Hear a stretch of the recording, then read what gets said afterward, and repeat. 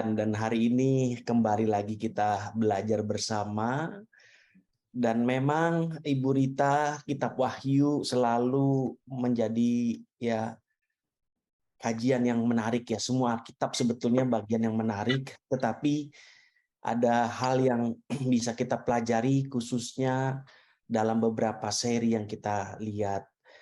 Nah, menariknya kan Ibu Rita ada perspektif dari akar semitik ya, di mana Ibu Rita dengan detail telah memaparkan kepada kita, juga dengan aspek historinya yang luar biasa.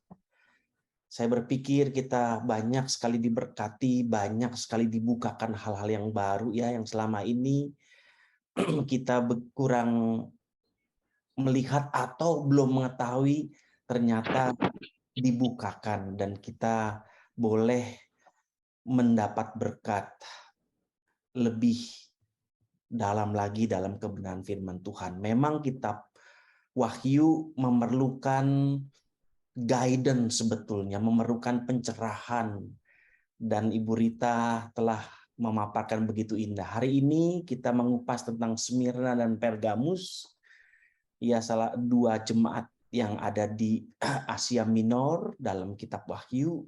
Tentunya akan lebih menarik lagi. Waktu dan tempatnya Bu, mari kami persilakan. Beshem Ha'af, Ve'aben, Firuah HaKodesh, Ha-Elohim Echad.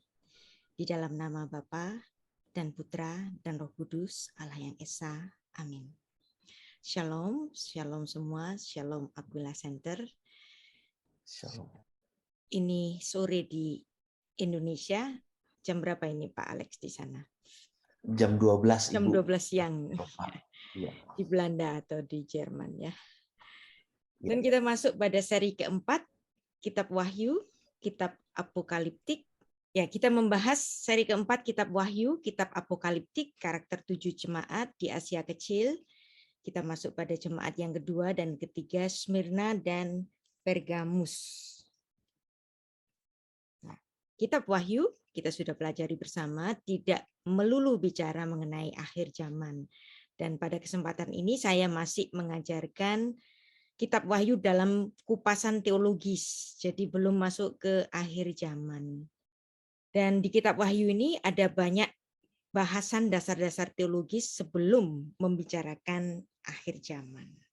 Dan kita masuk pada jemaat yang kedua, surat kepada jemaat di Smyrna, bahasanya dari Wahyu 2 ayat 8 sampai 11. Wahyu 2 ayat 8, dan tuliskanlah kepada malaikat jemaat di Smyrna. Siapa malaikat jemaat yang dimaksud di sini? Ini bukan dalam artian malaikat makhluk rohani, bukan. Tetapi di sini kita sudah belajar, ini adalah seperti Saliak Sibur. Jadi pemimpin jemaat maksudnya.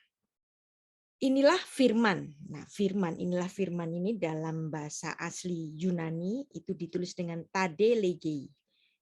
Tade legei kita sudah pelajari pada bahasan sebelumnya bahwa tade legei ini untuk menerjemahkan di Septuaginta itu koh amar Adonai. Koh amar. Nah, koh amar, ucapan koh amar itu biasanya ditujukan kepada Adonai saja. Dan ini yang mengucapkan Yesus. Berarti Rasul Yohanes merujuk Yesus Kristus adalah Adonai itu sendiri. Tade legei, dia menulis tade legei yang adalah koh amar, ya, bandingkan dengan Wahyu 2 ayat 1 yang sudah kita pelajari. Dan dia adalah yang awal dan yang akhir, Alfa Omega.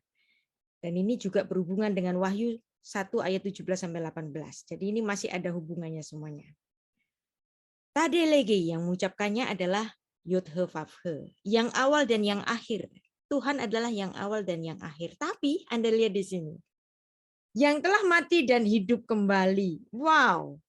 Jadi jelas di sini secara teologis Rasul Yohanes menyatakan bahwa yang menyebutkan ini, yang berfirman ini adalah Allah yang pernah mati dan hidup kembali. Tidak lain tidak bukan, ini merujuk kepada Yesus Kristus. Jadi ini pernyataan penegasan bahwa Yesus adalah Tuhan dan Allah. Anda lihat di sini koh amar. untuk terjemahan Yunaninya. Untuk rujukan bahasa asli Yunani tadelege. Nah, jadi di sini bahasan teologisnya syarat sekali. Apalagi ini juga menyebut tentang yang awal dan yang akhir, yang mati dan yang hidup kembali. Tidak ada oknum yang lain kecuali Yesus Kristus saja. Dalam kitab Wahyu, Smyrna adalah jemaat Kristus yang kedua di antara ketujuh jemaat di Asia Kecil yang menerima pesan yang ditulis oleh Rasul Yohanes atas bimbingan Yesus Kristus yang telah dimuliakan. Smyrna, bahasa Yunaninya itu smurnaios. Kata ini berasal dari kata smurna, yang artinya mir atau mur. Mur, Anda ingat, adalah persembahan yang dipersembahkan oleh orang Majus pada Kristus ketika masih bayi. Dalam Matius 2 ayat 11. Jemaat Smyrna dalam bahasan ini dikatakan sebagai jemaat yang miskin secara materi, tetapi kaya secara rohani. Mereka diuji melalui kesengsaraan. Tampaknya penganiayaan juga. Mereka dihujat oleh beberapa orang yang mengaku dirinya Yahudi. Dan tetapi orang-orang Yahudi itu dirujuk dalam kitab ini sebagai jemaah iblis. Nah, jemaah iblis dalam bahasa Yunaninya itu sunagoge to satana. Nah, sunagoge berarti ini sinagog. Tapi hati-hati. Ketika Anda melihat ini sinagog, Anda jangan langsung berpikiran, wah ini sinagognya orang Yahudi gitu. Ya memang merujuk kepada orang Yahudi, tapi bukan berarti seperti sinagognya orang Yahudi hari ini. Jemaat Smyrna ini sekalipun miskin dan mengalami kesengsaraan, orang Kristen di jemaat Smyrna ini dianjurkan untuk tidak takut terhadap hal-hal yang masih mereka derita. Yang artinya Tuhan membiarkan mereka menderita. Dan Tuhan bahkan meminta mereka untuk setia sampai mati agar menerima mahkota kehidupan. Nah, kalau misalnya Smyrna ini adalah tipologi gereja hari ini, cocok nggak sih? Kayaknya gereja hari ini hedon banget deh. Begitu bukan? Pastor-pastornya pastor in style. Gitu kan? Pakai jam tangan RM gitu. Rolex, Rolex murah. Nggak mau Rolex. Maunya Patek Philippe gitu kan. RM yang lain gitu kan. Rolex murah nggak mau lagi. Ya, tapi Anda lihat di sini sebenarnya Smyrna dibiarkan oleh Tuhan untuk menderita. Beda banget dengan kejadian gereja hari ini. Jadi apakah hari ini adalah akhir zaman seperti tipologi dari gereja Smyrna itu? Kayaknya masih jauh deh ya. Masih jauh. Mur ini dicampurkan pada minuman yang disodorkan kepada Yesus pada saat disalib untuk mengurangi rasa sengsara dan kesadisan penyaliban. Jadi ini untuk pereda rasa sakit. Dan Tuhan tidak mau itu. Markus 15 ayat 23. Lalu mereka memberikan anggur bercampur mur kepadanya, tapi ia menolaknya. Kenapa Yesus menolak anggur bercampur mur? Yesus nggak mau merasakan derita dalam keadaan tidak sadar. Jadi Yesus mau menderita secara normal, secara alami. Dalam Yohanes 19 ayat 39, ketika Nikodemus datang ke situ, dialah yang mula-mula datang pada waktu malam kepada Yesus. Ia membawa campuran minyak mur dengan minyak gaharu kira-kira 50 kati beratnya, kira-kira 150 liter ini ya. Ada campuran mur di sini. Mur yang diberikan oleh orang Majus kepada bayi Mesias, karena juga disebut dalam Markus 15 dan Yohanes pasal 19 ini, maka oleh sebagian penafsir dianggap sebagai sesuatu yang melambangkan penderitaan dan kematian Sang Mesias, di mana tubuhnya itu diurapi mur yang wangi saat pemakamannya. Sejarah Smyrna terdiri atas rangkaian perampokan, kebakaran, kehancuran. Ada seorang murid dari Yohanes, yaitu Polikarpus. Dia menjadi salah seorang martir yang mula-mula pada jemaat di Smyrna ini. Kota ini merupakan satu-satunya kota di antara ketujuh lainnya yang masih dalam keadaan baik hari ini. Pak Alex sering ke Turki ya. Bagaimana Iya, keadaan Pergamus itu ya. Smyrna, maaf. Smyrna adalah kota kuno di pesisir barat kecil, sekarang disebut Izmir dalam bahasa Turkinya ya. Pada mulanya dihuni orang Yunani, tetapi dihancurkan kira-kira pada tahun 580 sebelum Masehi oleh Raja Alyates dari negeri Lydia. Lebih dari 2 abad kemudian, Alexander Agung berniat membangunnya kembali sebagai kota Yunani, tapi dilaksanakan oleh para penggantinya di lokasi yang lain. Setelah itu Smyrna menjadi kota perdagangan yang penting. Sewaktu menjadi bagian dari wilayah Asia Kecil, dari wilayah Emporium Romawi dengan bangunan-bangunan yang umumnya bagus, terkenal karena keindahannya, ada sebuah kuil untuk Tiberius Kaisar di sana. Sehingga menggiatkan penyembahan kepada Kaisar. Kota Smyrna ini berlokasi di satu lengan di Laut Aegean, pada waktu itu merupakan kota yang bersaing dengan Efesus, jadi sama besarnya dengan kota Efesus. Smyrna mengklaim sebagai kota nomor 1 di Asia Kecil dalam hal keindahan dan ukuran. Sebuah kota yang megah dan indah, naik melandai dari laut, dan bangunan-bangunan yang indah bertengger di puncak Bukit Pagos yang melintas atau melingkar, membentuk apa yang dikenal dengan mahkota Smyrna. Wahyu 2 ayat 10 menyinggung tentang mahkota sebagai pahala bagi yang setia kepada Tuhan Yesus.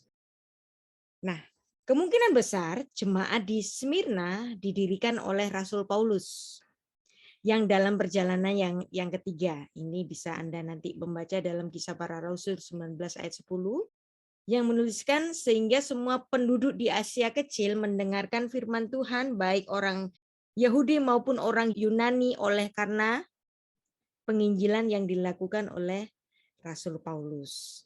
Nah, Polikarpus mungkin adalah pemimpin gereja yang pertama, uskup yang pertama pada gereja Smyrna, dan menjadi salah satu murid dari Rasul Yohanes, dan dia mati secara syahid. Nah, kenapa dia mati secara syahid atau menjadi martir? Karena ia menolak, berkata bahwa Kaisar adalah Tuhan. Kemudian Polikarpus ini dibawa ke stadion, prokonsul mendesak dia lagi. Katanya, bersumpahlah maka aku akan membebaskan kau. Sangkalah Kristus. Nah, Polikarpus jawab begini, 86 tahun aku melayani dia, dan dia tidak pernah menyakiti hatiku sekalipun. Bagaimana mungkin aku dapat menghujat Raja dan Juru Selamatku? Nah, karena dia menolak, maka Polikarpus ini dibakar hidup-hidup. Nah, bagaimana dengan ungkapan jemaat iblis yang ada di dalam Wahyu 2 ayat 9? Kita mengenal sekarang sinagog itu tempat ibadahnya orang Yahudi ya. Namun pada zamannya Kristus, sinagog itu belum tentu tempat ibadah. Bisa jadi itu adalah satu hall untuk kumpul-kumpul, baik orang Yahudi maupun Yunani. Adanya tempat yang dinamakan sinagog ini biasanya ada di luar Yudea. Jadi tempat kumpul-kumpul sekaligus tempat untuk berdiskusi mengenai Torah. Maka di kemudian hari sinagog ini menjadi tempat ibadah bagi orang Yahudi. Sebelumnya enggak, itu tempat yang umum saja. Setelah bait Allah runtuh, maka orang Yahudi enggak punya tempat ibadah lagi, maka sinagog lah yang menjadi tempat ibadah bagi orang Yahudi itu. Tapi bagaimana memahami Wahyu 2 ayat 9 ini? Apakah ini dalam maksud sinagog sebagai tempat ibadahnya orang Yahudi? Bisa jadi bukan. Tetapi ini adalah tempat dari kalangan cerdik pandai, kalangan elit, ya, yang memang mereka itu kebanyakan masih menolak Kristus sebagai Sang Mesias. Nah, bagaimana dengan istilah synagogue of Satan? Ya, jemaat iblis ini. Wahyu 2 ayat 9. Aku tahu kesusahanmu dan kemiskinanmu, namun engkau kaya. Dan fitnah mereka yang menyebut dirinya orang Yahudi, tapi sebenarnya mereka tidak demikian. Sebaliknya mereka adalah jemaat iblis. Jadi hati-hati ya. Wahyu 2 ayat 9 tidak sedang mengajarkan rasisme terhadap agama Yahudi, bukan. Karena kita harus tahu konteks sinagog pada zamannya Yesus dan Rasul Kristus itu tidak selalu bermakna tempat ibadah, tapi bisa bermakna tempat kumpul-kumpul dari orang-orang sekuler, dari apapun, dari orang Yunani dan juga dari orang Yahudi, yang di mana orang-orang Yahudi yang di sana memang pada saat itu memusuhi jemaat Kristus yang ada di Smyrna. Betul, memang ditulis mengenai sunagoge to satana, sinagog setan atau sinagog iblis. Tapi ini jangan Anda samakan dengan sinagog masa sekarang yang menjadi tempat ibadahnya orang Yahudi, karena orang Yahudi tidak memusuhi kita hari ini, enggak ya. Nah, ini konteksnya apa? Sinagog yang memusuhi jemaat Kristus. Sunagoge to satana ini itu disebut dalam bahasa Ibraninya itu Knesset Hasatan. Knesset Hasatan. Nah, sinagog dalam bahasa Ibraninya itu Beit Knesset. Jadi ini bisa kita artikan secara harfiah saja. Knesset Hasatan itu kumpulan dari setan-setan. Kumpulan dari orang-orang yang memusuhi jemaat Kristus. Itu akan lebih baik daripada kita menerjemahkannya dengan sinagog setan. Nah, kita nanti bisa terjebak pada satu pernyataan yang rasis nanti ya. Maka diterjemahkan secara harfiah saja, yaitu kumpulan setan, kumpulan dari orang-orang yang menolak Kristus. Walaupun ada istilah menggelitik ini, kita harus memaknai apa sih maksud dari ungkapan ini. Sebelumnya sudah dijelaskan bahwa kota Smyrna berhubungan dengan mur, yang merupakan lambang kematian. Sejarah Smyrna terdiri atas rangkaian perampokan dan kebakaran, kehancuran. Nah, ini juga merujuk kepada martir yang mati di situ, termasuk di dalamnya yaitu Polikarpus yang mati secara syahid di Smyrna. Nah, kepada orang-orang yang bertekun hupomone, mereka akan mendapatkan mahkota. Tuhan Yesus menghibur jemaat Smyrna dengan berkata bahwa ia tahu mengenai penderitaan mereka. Dia tahu, tapi tidak membebaskan mereka dari penderitaan. Jadi Anda lihat di sini. Ini menjadi satu pelajaran bagi kita. Menjadi pengikut Kristus nggak selalu makmur. Menjadi pengikut Kristus nggak selalu aman. Menjadi pengikut Kristus nggak selalu kaya. Jemaat Smyrna walaupun ada di kota besar, mereka ada dalam penderitaan dan Tuhan membiarkan saja. Tuhan nggak mengangkat penderitaannya. Jadi penderitaan itu bukan berarti Tuhan itu nggak peduli. Di sini Yesus tahu. Yesus memberikan penghiburan, tapi penderitaannya nggak diangkat loh. Jadi ikut Kristus nggak selalu penderitaan itu selalu diangkat. Di Smyrna, kemiskinan juga tidak diangkat oleh Kristus. Dan Yesus pun tidak menegur orang-orang yang memfitnah jemaat Smyrna ini. Mengapa Yesus itu hanya menghibur, tetapi tidak berupaya untuk membebaskan jemaat ini dari penderitaan? Penulis kitab Ayub pun menggumuli masalah ini, bukan? Ayub juga menggumuli masalah ini. Salahku ini apa, Tuhan? Kok aku harus hidup menderita dan miskin dan sakit? Dalam kitab Wahyu ini, jawaban yang diberikan Tuhan hanyalah bersabarlah dalam penderitaan, bertekunlah, dan kamu akan memperoleh mahkota. Penderitaan yang kamu alami dalam waktu yang singkat ini nggak sebanding dengan kebahagiaan mahkota kehidupan yang akan kamu terima di langit baru dan bumi yang baru. Tuhan Yesus mengatakan bahwa Dia mengetahui 3 hal yang menimpa jemaat Smyrna ini. Kesusahan mereka, kemiskinan mereka, fitnah orang Yahudi terhadap mereka. Jemaat Smyrna dipuji sebagai jemaat yang mengalami kesusahan dan kemiskinan. Tapi kemiskinannya nggak diambil. Nah, jadi beda banget dengan keadaan gereja hari ini yang keren banget, yang mewah banget, ya. Beda banget. Jadi apa yang dimaksud dengan jemaat iblis ini? Mereka adalah kumpulan orang yang tidak percaya.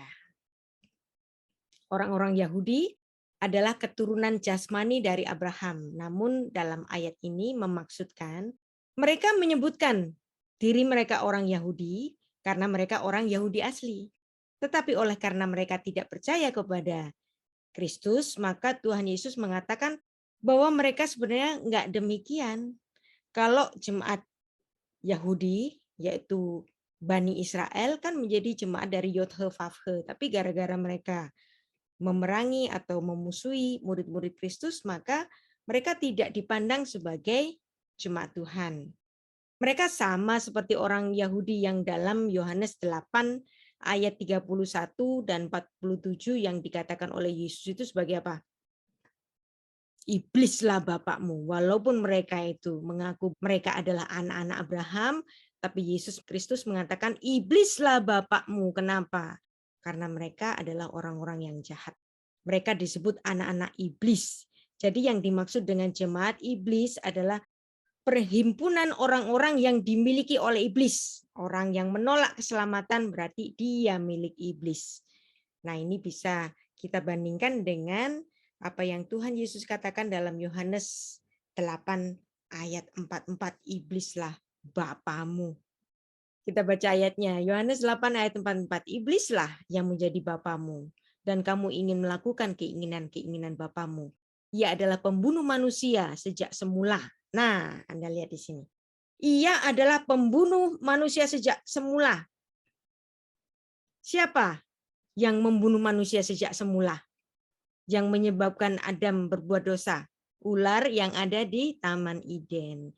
Jadi di sini juga bisa menjadi satu konfirmasi iblis yang menjadi penyebab manusia itu jatuh ke dalam dosa. Dia pembunuh manusia sejak semulanya. Apabila dia berkata dusta, dusta kepada siapa? Dusta kepada istrinya Adam. Ia berkata atas kehendaknya sendiri sebab dia adalah pendusta, bapak segala dusta. Pendusta yang pertama, iblis yang ada di Taman Eden. Jadi jemaat Smyrna mengalami penganiayaan oleh orang-orang Yahudi pada abad pertama. Zaman itu banyak orang Yahudi yang tinggal di Smyrna pada saat Polikarpus dibunuh pada sekitar 50 tahun kemudian. Mereka ikut mengumpulkan bahan-bahan bakar kayu walaupun peristiwa itu terjadi pada hari Sabtu atau hari Sabat. Penganiayaan yang dilaksanakan oleh orang Yahudi tidak jarang dalam Perjanjian Baru. Perjanjian Baru ada banyak penganiayaan yang dilakukan oleh orang-orang Yahudi dan mereka disebut sebagai jemaat setan atau jemaat iblis atau sinagog setan.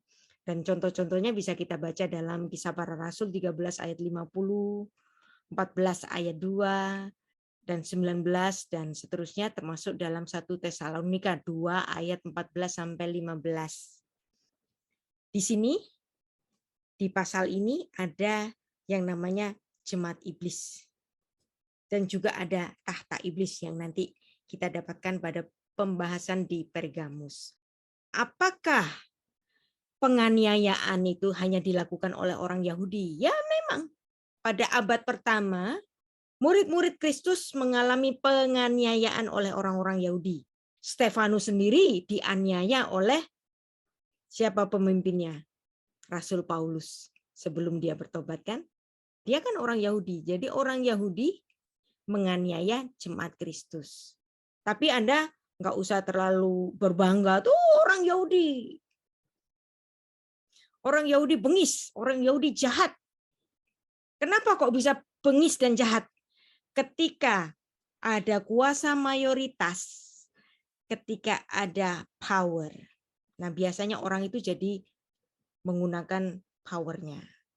Di Indonesia lagi viral seorang jenderal yang menggunakan powernya membunuh anak buahnya, jadi viral sampai hari ini. Kenapa? Karena punya power.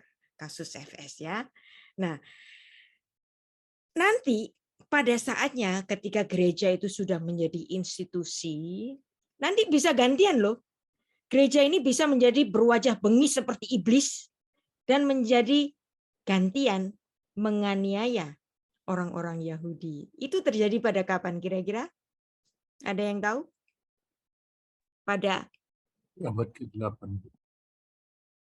pada zaman medieval, antara abad ke-10 sampai abad ke-14.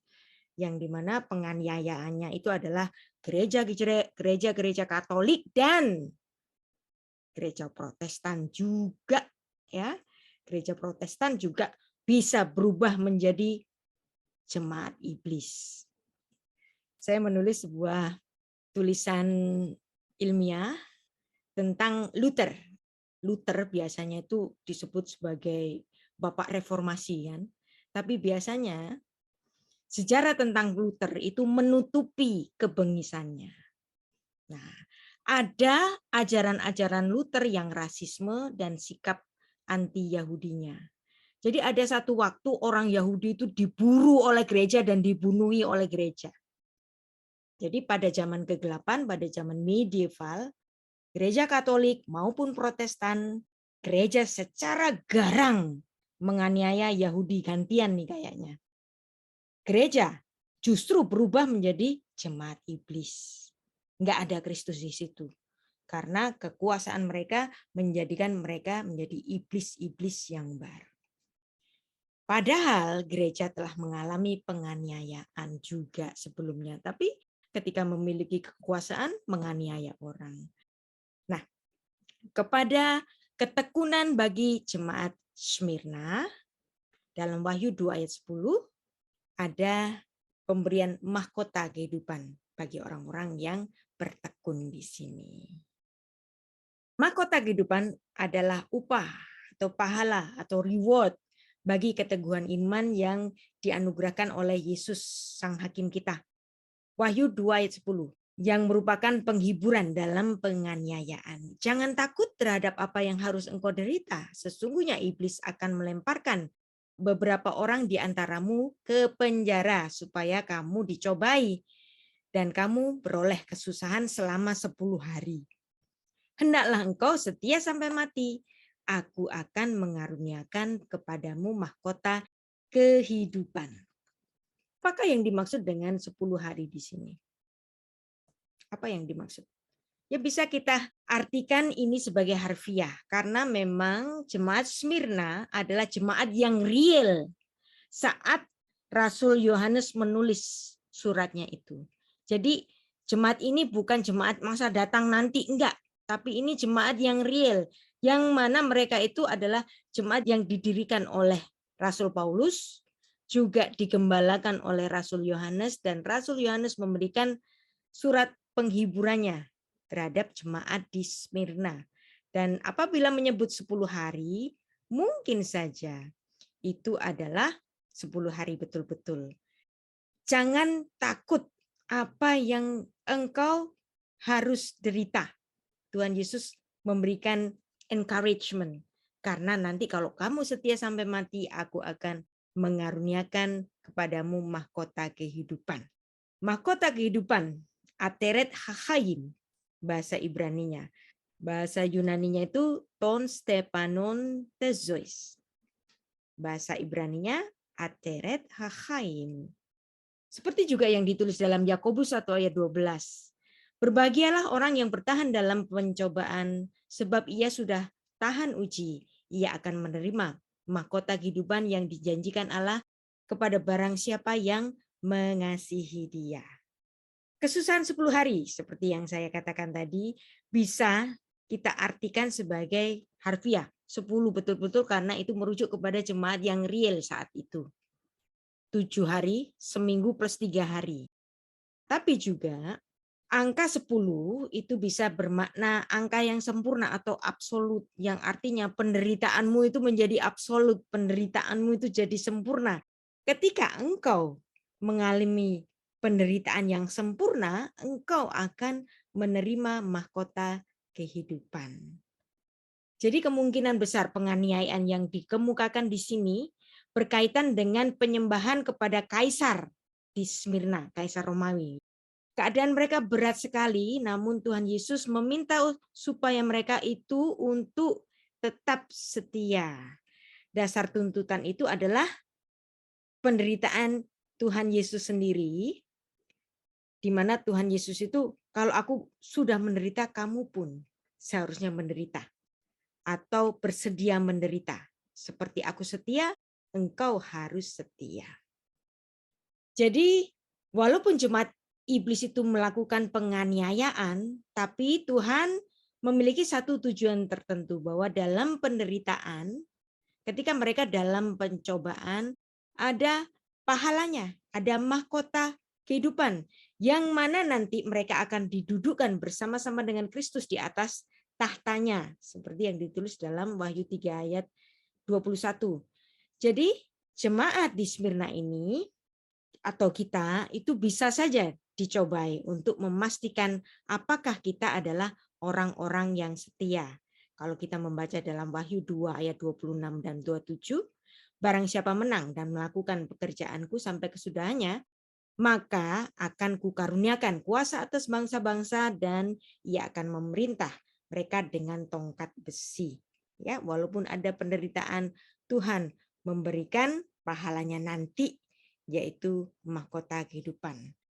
Wahyu 2 ayat 11. Siapa bertelinga, hendaklah ia mendengar apa yang dikatakan Roh kepada jemaat-jemaat. Barang siapa menang, ya. Siapa yang menang?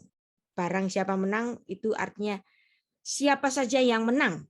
Siapa yang menang, ia tidak akan menderita apa-apa oleh kematian kedua. Kita tidak akan mengalami kematian kedua. Apa itu kematian kedua? Yaitu kematian yang kekal, masuk neraka. Kita tidak akan mengalami ini. Terhadap pernyataan barang siapa menang, siapa yang menang, artinya ada yang nggak menang dong. Maka hati-hati apabila kita harus mengalami pencobaan, kita harus tetap setia, karena Tuhan berkata, siapa yang menang? Siapa yang menang? Tuhan bertanya, siapa yang menang? Apakah aku orang yang menang? Anda akan bertanya pada diri Anda sendiri. Kalaupun Anda sedang mengalami pencobaan, baca ayat ini. Siapa yang menang? Kita harus menang menghadapi cobaan-cobaan yang mungkin akan menimpa kita. Syarat.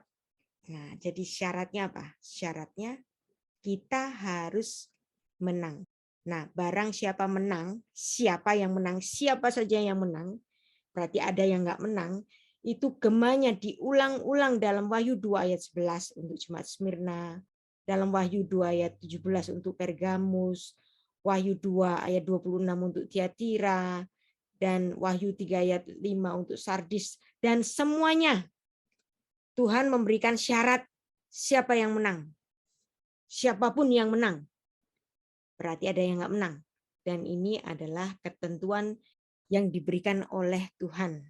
Kalau mereka menang, mereka tidak akan menderita kematian yang kedua. Hukuman masuk neraka atau lautan api pada kedatangan Kristus yang kedua, seperti yang ditulis dalam Wahyu 20 ayat 14. Nah, baru nanti ini ya, kita akan membahas akhir zamannya. Jadi di sini masih bicara tentang teologi, belum ke akhir zaman. Ya, jadi harap bersabar.